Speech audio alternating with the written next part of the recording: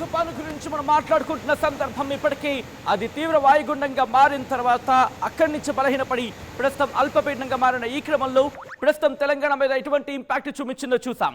ఆంధ్రప్రదేశ్లో గాలి బీభత్సాన్ని సృష్టిస్తే వర్ష బీభత్సం ఇటు తెలంగాణని అతలాకుతలం చేసిందని చెప్పుకోవాలి. మరి ముఖ్యంగా రైతన్న గుండెలకు సంబంధించి గుండెలు పగిలేలా చేసిన సందర్భం, గుండెలు పగిలేలా ఏడుస్తున్నారు రైతన్నలు. మరి ముఖ్యంగా వరంగల్, దాంతోపాటు హన్మకొండ, ఖమ్మం, అక్కడి నుంచి ఇటు ఆదిలాబాద్ వరకు కూడా ఇంపాక్ట్ మనం చూసాం.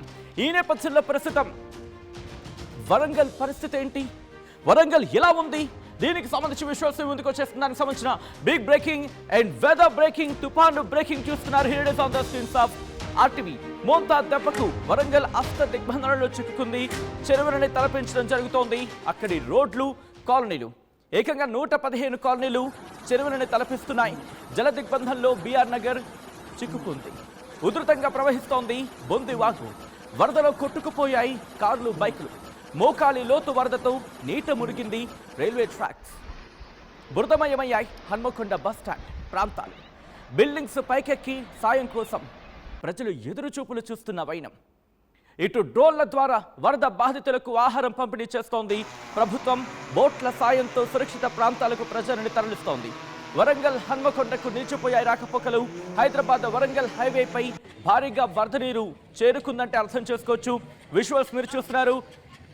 నిన్న వరద బీభత్సం ఏ స్థాయిలో వరద బీభత్సం నిన్న జరిగిందో మనం చూసాం.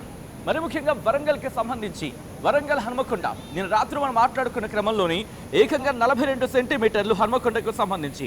వరంగల్లో ఏకంగా ఒక్కొక్క ప్రాంతంలో ఒక్కొక్కలాగా ఏకంగా గరిష్టంగా మాట్లాడుకున్న సందర్భంలో 20 సెంటీమీటర్లకు పైనే, ఒకటి కాదు రెండు కాదు, ఏకంగా వరంగల్లోని దాదాపుగా ఒక విధంగా చెప్పాలంటే పూర్తి వరంగల్లో ఎక్కడ చూసినా 20 సెంటీమీటర్లకు పైగానే వర్షపాతం నమోదైన సందర్భం.